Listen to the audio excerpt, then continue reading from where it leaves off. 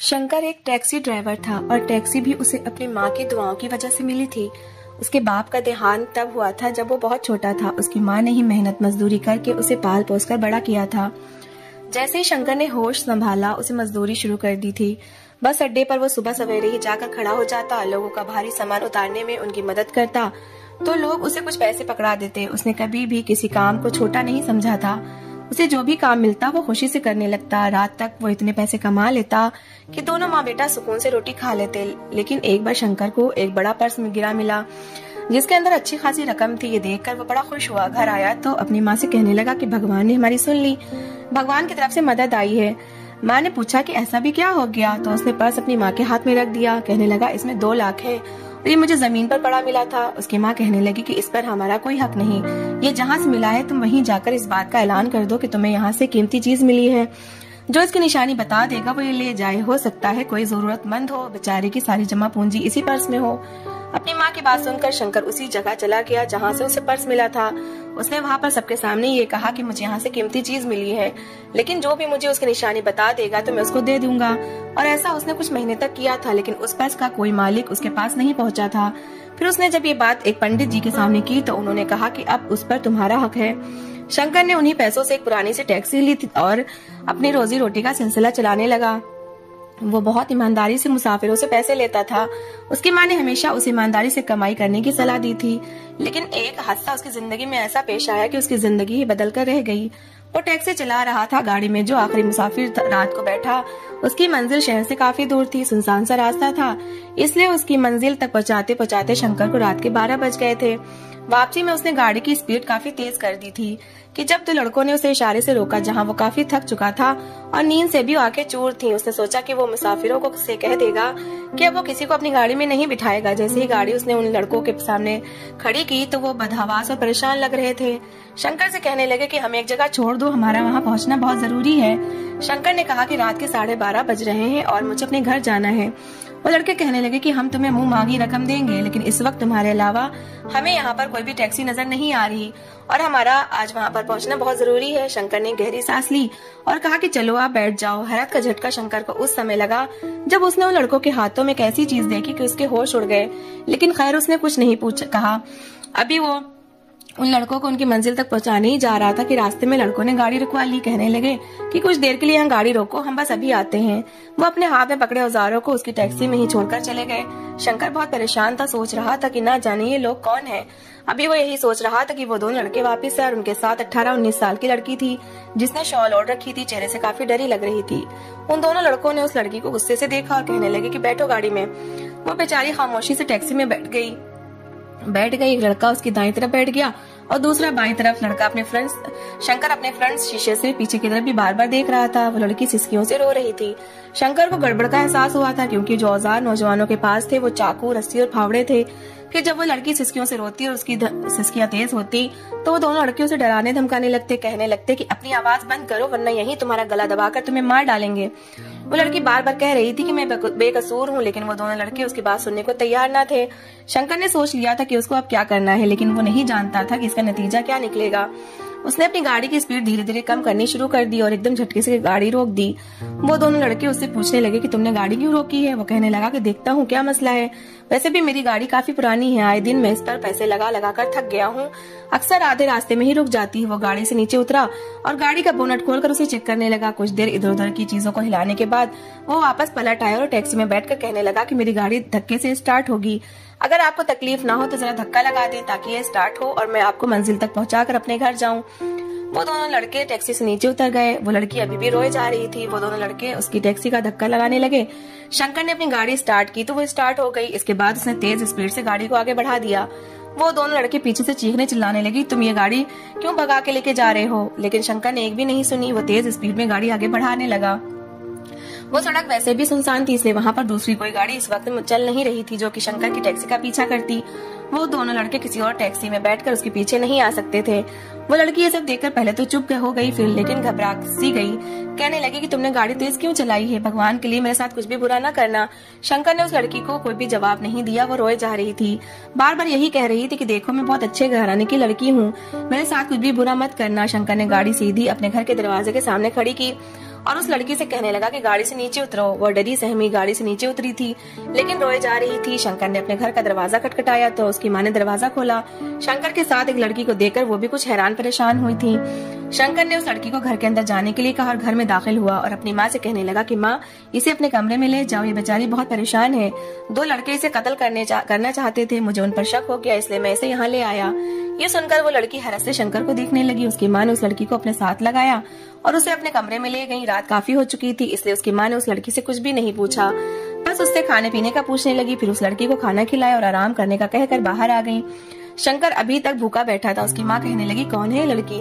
वो कहने लगा, माँ ये सब बातें छोड़े, पहले मुझे कुछ खाने को दे दे। यह सुनकर उसकी माँ ने उससे नजरें चुराई थी। कहने लगी, बस 2 रोटियां ही तुम्हारे लिए पड़ी थी, राशन सारा खत्म हो चुका है और वो तो मैंने उस लड़की को खिला दी। ये सुनकर शंकर ने अपनी माँ के हाथ पर हाथ रखा और कहने लगा, आपने अच्छा किया माँ, वो बेचारी पहले ही डरी सहमी थी, उसे इस वक्त आपकी जरूरत थी। उसकी माँ कहने लगी, लेकिन तुम क्या खाओगी? ये सुनकर शंकर उठा और सामने पड़े मटके से 2-3 गिलास पानी के पिए और कहने लगा कि बस मेरा पेट तो इसी से भर गया है।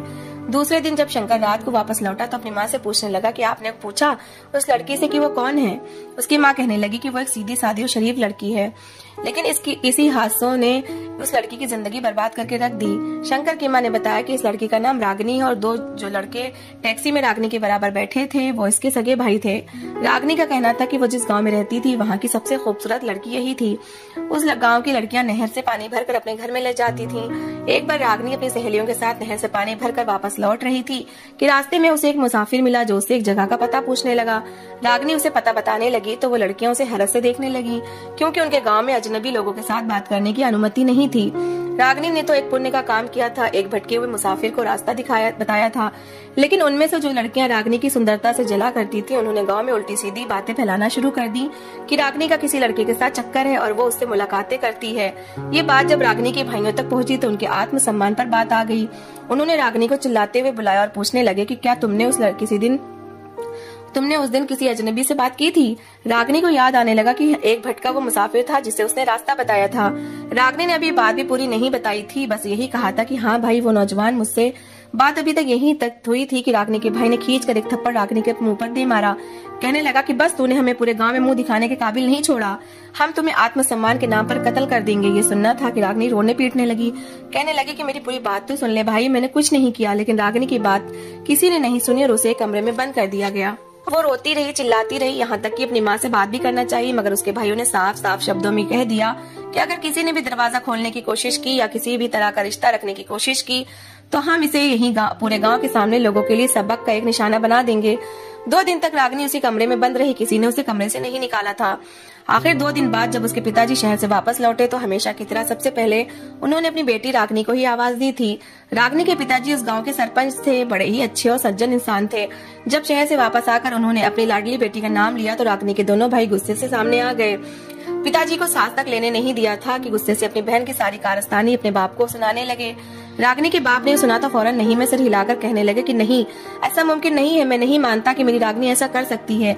यकीनन तुम लोगों को भी कोई गलत फहमी हुई होगी। मगर रागनी के दोनों भाई चिल्ला चिल्लाकर अपनी बहन के कैरेक्टर की धज्जियां उड़ा रहे थे। ये सब कुछ रागनी के पिताजी बर्दाश्त न कर सके और वहीं गिर गए। रागनी की माँ उसी पल चीखी जब रागनी के पिताजी जमीन पर गिरे थे। रागनी जो कमरे में कैद थी बाहर से आ रही शोर की आवाजें रोते हुए सुन रही थी। जब उसने अपनी माँ की चीख सुनी तो उसे खतरा महसूस होने लगा। वो चीखते हुए बाप को पुकारने लगी, कहने लगी कि मैंने कुछ नहीं किया, ये सब कुछ झूठ है, बनी बनाई साजिश है। उसके बाप को हार्ट अटैक आया था। वो लोग शहर के बड़े अस्पताल में रागनी के पिता को ले गए, जहाँ उन्हें एडमिट कर दिया गया। ये बात भी रागनी के ही हिस्से में आई कि उसकी वजह से उसके पिता की हालत हुई है। रागिनी के दोनों भाइयों ने फैसला कर लिया कि अब बस वो अपनी बहन को छोड़ेंगे नहीं, अभी उसे वीराने से इलाके में ले जाकर कत्ल कर देंगे और वहीं पर उसको दफना देंगे। मगर ऐन वक्त पर ये शंकर ही था जिसने बचा लिया था। ये सारी बात शंकर को जब उसकी माँ ने बताई तो शंकर हैरत से आंखें खोले अपनी माँ की बात सुनता रह गया। सिर्फ और सिर्फ एक गलत महफहमी की बिना पर कैसे इस मासूम लड़की की जिंदगी बर्बाद हो चुकी थी। रागिनी का कहना था कि शंकर ही था जिसे भगवान ने मेरी मदद के लिए भेजा था। अगर ऐन वक्त पर शंकर ना आता तो शायद आज मैं जिंदा न होती, मेरे भाई कत्ल करके मुझे मारकर कहीं गाड़ चुके होते। शंकर ने गहरी सांस लेकर भगवान का धन्यवाद किया कि शुक्र है कि उसने उस वक्त गाड़ी रोक ली। वो लड़की अब उनके घर पर ही रहने लगी थी। शंकर की माँ तो उस लड़की को अपनी बेटी जैसा प्यार देने लगी, उससे सुख दुख की बातें करती, अपने बारे में बताती। कुछ दिन में वो लड़की उनके साथ घुल मिल चुकी थी। मगर जब भी रात को शंकर घर आता तो एक कमरे में कैद होकर रह जाती। वो सोती भी शंकर की माँ के कमरे में ही थी। यूं एक ही घर में इस तरह रहना ठीक भी नहीं था, इसलिए रागिनी के स्वभाव को देखते हुए शंकर की माँ ने एक दिन शंकर को अपने पास बुलाया और फिर कहने लगी कि देखो शंकर बेटा, शादी की उम्र तो तुम्हारी भी हो चुकी है और ये लड़की भी बड़ी अच्छे ही स्वभाव की और प्यारी है। मैं चाहती हूँ कि मैं तुम्हारी शादी रागिनी से कर दूं। तुम्हारे लिए इससे बेहतर कोई लड़की हो ही नहीं सकती। शंकर ने आज से पहले अपनी माँ की कोई बात नहीं टाली थी और ना ही अब वो टालने वाला था। कुछ दिन बाद सादगी से शंकर और रागिनी की शादी कर दी गई और यूं जिंदगी ने करवट बदली और वक्त धीरे धीरे आगे बढ़ने लगा। शंकर और रागिनी दोनों ही एक दूसरे के लिए अच्छे साबित हुए थे। वहीं रागिनी ने पूरे घर की जिम्मेदारी उठा ली और अपनी सास की खूब सेवा करती। जबकि शंकर भी कामकाज से थका हुआ आता तो सीधा अपनी माँ के पास जाता, उनके हाथों को चूमता। उसी पल रागिनी भी पानी का गिलास और खाने लिए शंकर के पास आ जाती। तीनों मिलकर खाना खाते और पूरे दिन की बातें बैठकर करते। ऐसे वक्त आगे गुजरता कि आज शंकर और रागिनी को भगवान ने एक बेटा और एक बेटी दिए थे। शादी को कई साल गुजर चुके थे। 6 साल के इस अरसे में दोनों में कभी लड़ाई नहीं हुई थी और न ही कभी शंकर ने रागिनी के पास्ट को कुरेदने की कोशिश की थी। एक दिन शंकर काम से वापस आया तो काफी थका आ रहा था। उसकी तबीयत भी कुछ ठीक नहीं थी, इसलिए खाना खाने के बाद सो गया। आधी रात को उसकी आवाज रागिनी की सिसकियों से खुली थी। वो हड़बड़ाकर उठ बैठा, देखा तो रागिनी बैठी हुई सिसक सिसक कर रो रही थी। उसके आंसू रुकने का नाम नहीं ले रहे थे। शंकर परेशान हो गया। रागिनी से पूछने लगा, क्या वजह है, तुम इतना क्यों रो रही हो? रागिनी ने रोते हुए पहले तो नहीं में सिर हिला दिया, फिर कहने लगी कि मुझे अपनी माँ और अपने पिताजी की याद आ रही है। कितने साल हो गए मैंने उन्हें नहीं देखा। काश मेरे भाई मेरे साथ ये सब कुछ ना करते तो आज शायद मैं अपने पिताजी और अपनी माँ से इस तरह दूर न होती। रागिनी की बातें सुनकर शंकर सोच में पड़ गया था। वाकई माँ बाप की कमी तो सभी को महसूस होती है। 6 साल से रागिनी अपने माँ बाप से दूर थी। कुछ सोचते हुए शंकर ने रागिनी को दिलासा दिया और फिर ये वादा किया कि मैं तुम्हारी मुलाकात तुम्हारे माँ बाप से जरूर करवाऊंगा। तुम बेफिक्र रहो और अभी सो जाओ। पति की बात सुनकर उस वक्त तो रागिनी सो गई। अगले दिन शंकर काम पर नहीं गया, बल्कि काम की जगह वो उस गांव की तरफ चला गया जहां पर रागिनी रहा करती थी और उसके पिता उस गांव के सरपंच थे। शंकर उस गांव में पहुंचा था। कुछ ही आगे जाने पर उसे गांव में एक पंचायत लगी हुई दिखाई दी जहां पर कई लोग बैठे थे और सामने ही सरपंच बैठे किसी टॉपिक पर बात कर रहे थे। बड़ा ही अच्छा माहौल था। शंकर भी गया और जाकर उन लोगों के बीच बैठ गया कि तभी वहीं 2 लड़के अपने बाप के पास आकर खड़े हो गए, जो कि आज से 6 साल पहले शंकर की गाड़ी में आकर बैठे थे। शायद ये दोनों ही रागिनी के भाई थे, मगर यहाँ पर बैठे सरपंचों में से रागिनी का बाप कौन सा था ये शंकर नहीं जानता था। कि तभी वो दोनों लड़के जाकर एक इंसान के दाएं और बाएं तरफ खड़े हो गए और उनसे धीरे धीरे बातें करने लगे। रागिनी के पिताजी को भी इस तरह शंकर पहचान चुका था। वो काफी कमजोर और बेचैन से लग रहे थे। उनकी आंखों में एक फीकापन था, जैसे कोई कीमती चीज उनकी खो गई हो।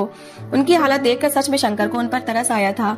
जरूर ये रागिनी की ही वजह से उनकी हालत हुई थी। तभी रागिनी के बाप की नजर शंकर पर पड़ी तो उन्होंने हाथ उठाकर शंकर को अपने पास बुलाना चाहा। शंकर पहले तो घबरा गया, क्योंकि अगर वो उठकर आगे जाता तो जरूर वो दोनों लड़के उसे पहचान लेते और फिर उसके साथ कुछ भी हो सकता था। आगे आने से पहले शंकर ने कहा कि सरपंच जी, मैं आपसे अपनी जान की गारंटी चाहता हूँ। मुझे उम्मीद है कि आपके इस गाँव में रहते हुए मेरी जान को किसी भी तरह का कोई खतरा नहीं होगा। ये सुनकर रागिनी के पिताजी कहने लगे कि हम इस गांव के सरपंच हैं, हमारे होते हुए हमारे मेहमान का कोई कुछ भी नहीं बिगाड़ सकता। तुम आओ और बताओ यहाँ किस काम से आए हो। शंकर उठा और जाकर सरपंच के सामने बैठ गया। वो दोनों लड़के घूर घूर कर शंकर को देख रहे थे। 6 सालों में थोड़े बहुत चेहरे बदले थे, मगर जल्दी वो दोनों पहचान गए। रागिनी के दोनों भाई फौरन हड़बड़ा कर अपने बाप को बताने ही लगे थे कि तभी बाप ने उन्हें चुप करवा दिया और शंकर से कहने लगे कि बताओ तुम यहाँ किस लिए आए हो, कौन हो तुम? ये सुनकर शंकर ने एक नजर लोगों पर डाली और फिर कहने लगा कि यहाँ बात करना ठीक नहीं लगता। मैं चाहता हूँ कि अकेले में आपसे कुछ बात करूँ। कुछ ही देर बाद वो पंचायत खत्म कर दी गई और रागिनी के पिता शंकर को लेकर अपने घर चले आए। उसे मर्दाने में बिठाया गया और फिर सवाल किया कि बताओ लड़के क्या चाहते हो। उस कमरे में शंकर और रागिनी के पिताजी अकेले थे।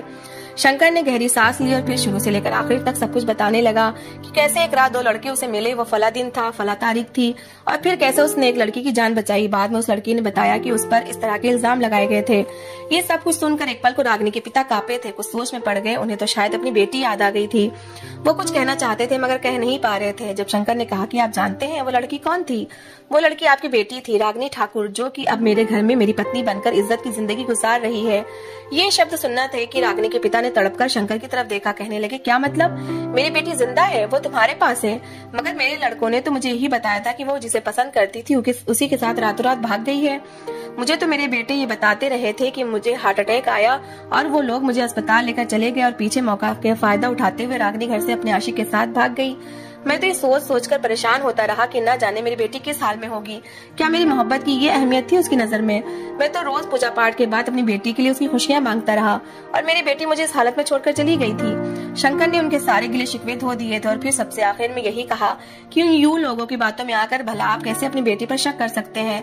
मैं जो कि आपकी बेटी को जानता नहीं था, जब उसकी ये हालत देखी तो भगवान के लिए उसकी मदद करने के लिए तैयार हो गया। उसका स्वभाव और अच्छाई थी कि मेरी माँ उसे प्रभावित हुई और उन्होंने मेरी शादी करवा दी। और पिछले 6 सालों से मैंने आपकी बेटी में ऐसी कोई कमी नहीं देखी। वो सीधी सादी और अच्छी लड़की है। मुझे गर्व है कि मुझे रागनी जैसी लड़की मिली, जो भले ही आप जैसे सरपंच और अमीर घर की लड़की थी, मगर मेरे साथ इन 6 सालों में उसने बिल्कुल वैसे ही जिंदगी गुजारी जैसे कि मैं गुजारता आया हूँ। ये सुनकर रागिनी के पिता फूट फूट कर रोने लगे थे। उन्होंने शंकर का धन्यवाद किया कि उसने उनकी बेटी को संभाल कर रखा, मगर इसी के साथ उन्हें अपने दोनों बेटों पर गुस्सा था। उन्होंने उसी पल अपने दोनों बेटों को बुलाया और उन्हें गुस्से से अपनी जायदाद से बेदखल कर दिया। कहने लगे कि तुम्हारी वजह से मेरी बेटी पर ये नौबत आई। तुम लोगों को ये हक किसने दिया कि मेरी बेटी की जिंदगी के फैसले करो?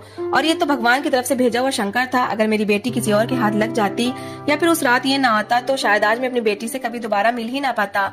उसे गलत ही समझता। उस रात शंकर घर गया तो हमेशा की तरह रागिनी पानी का गिलास लेकर आई, मगर सामने का दृश्य देखकर वो गिलास छूटकर उसके हाथ से गिर गया था।